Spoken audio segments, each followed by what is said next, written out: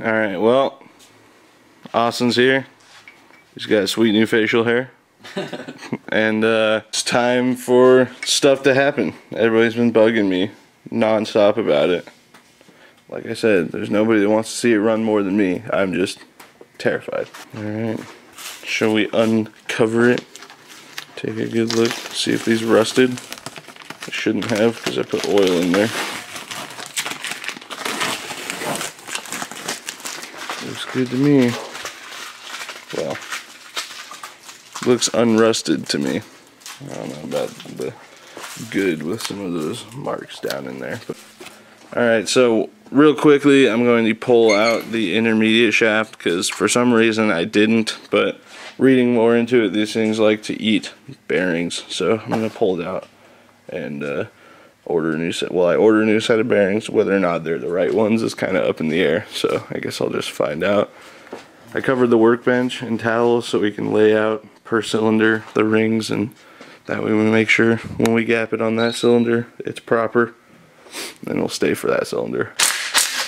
Yep. Nice. Someone out there. I've made a good habit of this, putting them back in the block. Yeah, it's always a smart move. Yeah.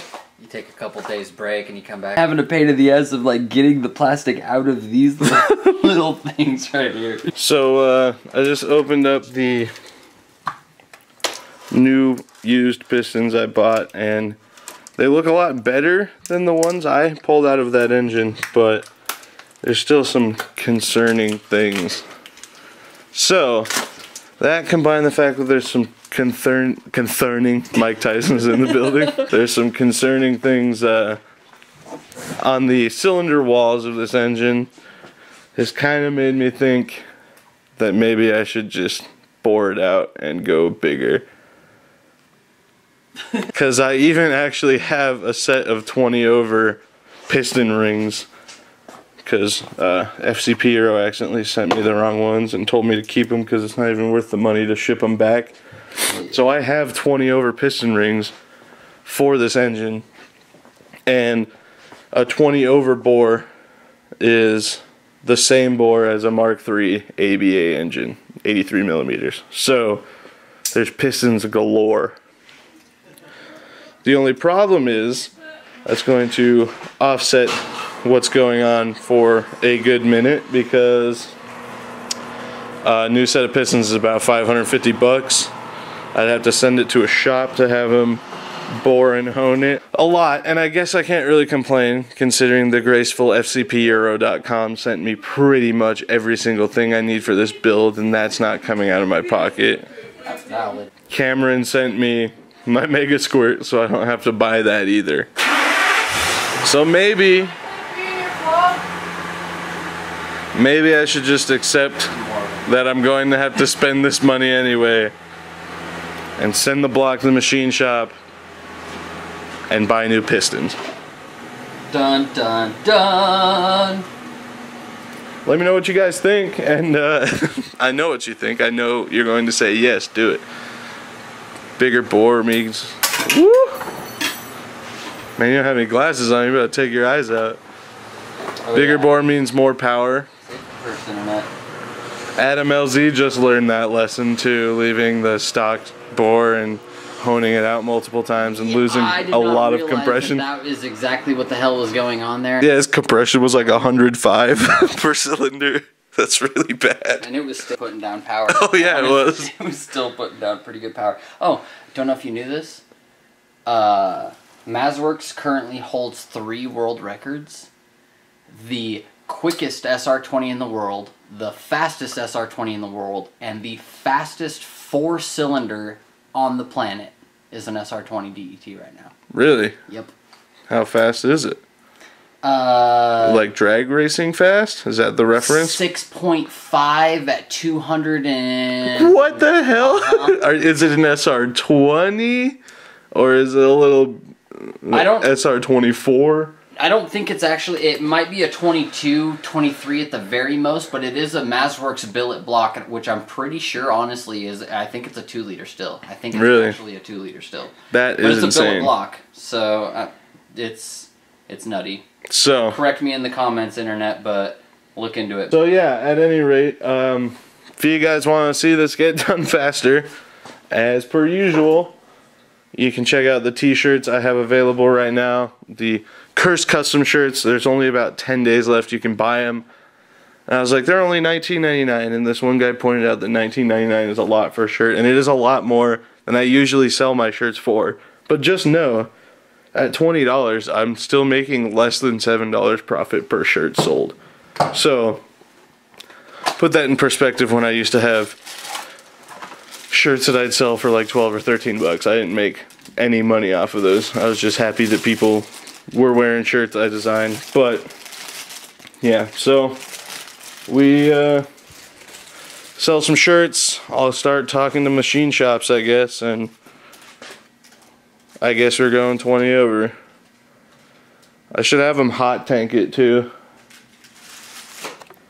I don't know if these rings would have worked in these pistons anyways. You have like your top and bottom retaining ring, but they don't go like on top and bottom of your oil scraping ring. There's like a thing behind them, you see what I'm saying? Yeah, like a guitar string. Whereas, yeah, it looks like a guitar string. Whereas normally you have this thick bastard with one of these on top and bottom of it.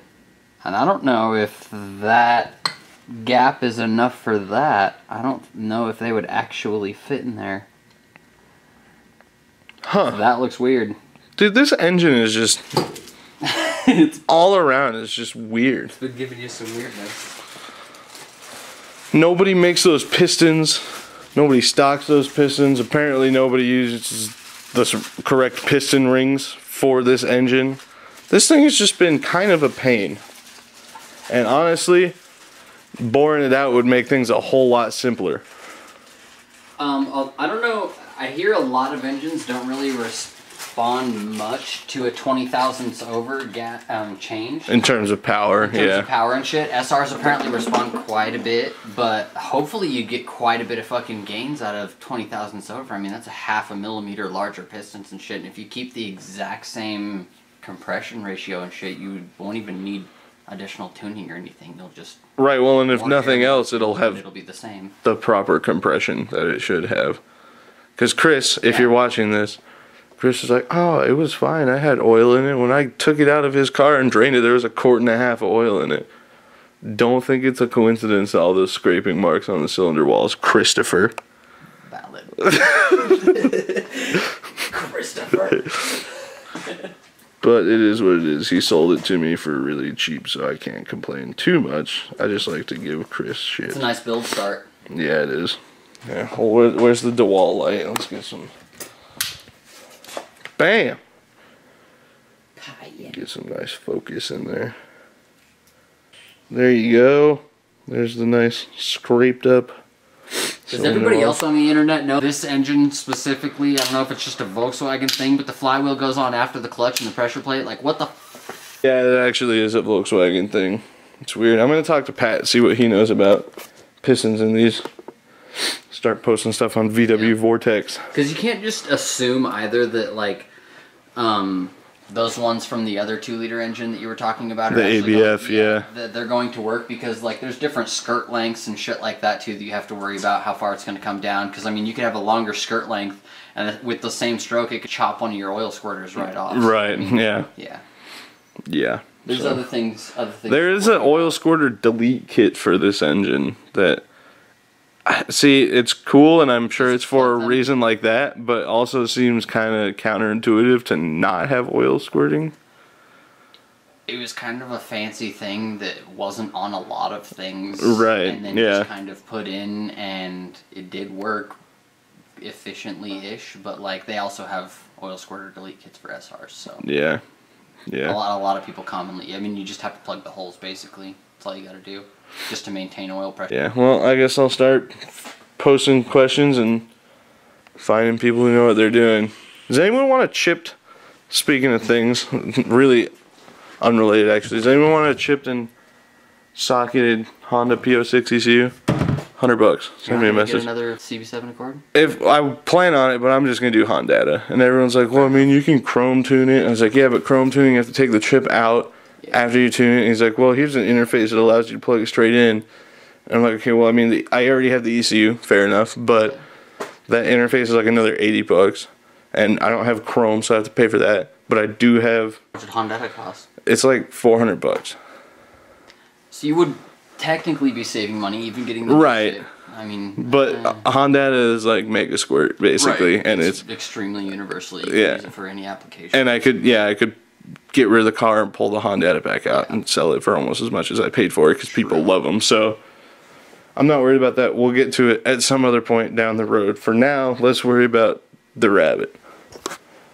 There it is, all sad looking, slammed.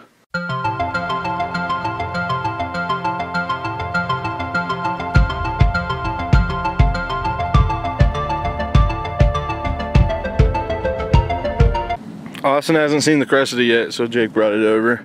This is my favorite feature, if you want to bug Jake. This is the battery kill switch, so you push it in and it turns off. You have to get out of the car in traffic, pull it up. It's like the motorcycle game, you know. You hit the kill switch. Yeah. I'm totally right up next to you on my bike. Yeah. Smash it like And then people wouldn't understand. You're getting out. You're pulling it up. Dude, this thing, the hood pins make it look so rice, and the Nissan wheels. You know what's great? The hood pins look a lot better than the Skylines. Yeah, that's true. Oh, no hurt feelings intended. How do you Cressida? They are. They are. Because you don't have to mess with. And the hood sits. It's not gonna flush. fucking scratch anything. They just pop out nicely. I was driving today, and this clear coat is like peeling up and just like flying off. One of these too, but it's black. I don't even know what brand this is. It's probably eBay, but Yeah. it's okay. That's not connected. It looks like a tile. It's not. It flutters. Oh, a lot. Okay. Fuel pressure regulator. Yep. Dude, this That's thing. an odd mounting point. Go for look it, at. but Go look down here. Come here. I don't give a fuck what anybody says, bro. You made a good decision.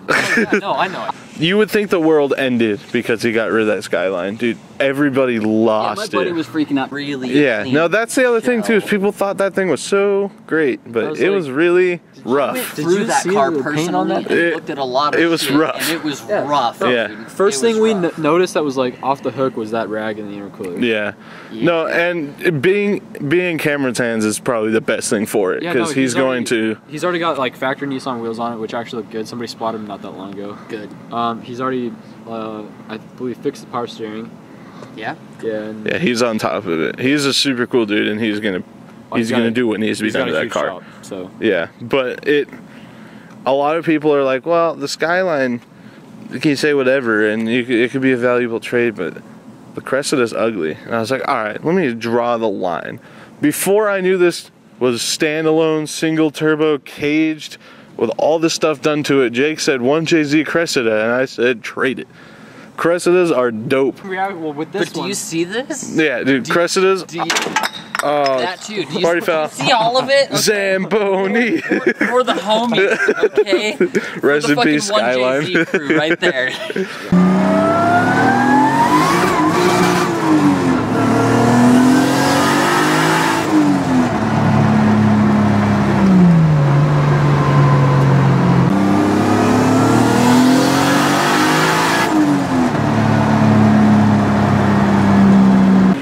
Alright guys, well, as sad as I am to say it, Project 16 is further postponed. I'm going to start calling shops tomorrow and see if maybe even tomorrow I can take the block over there and drop it off.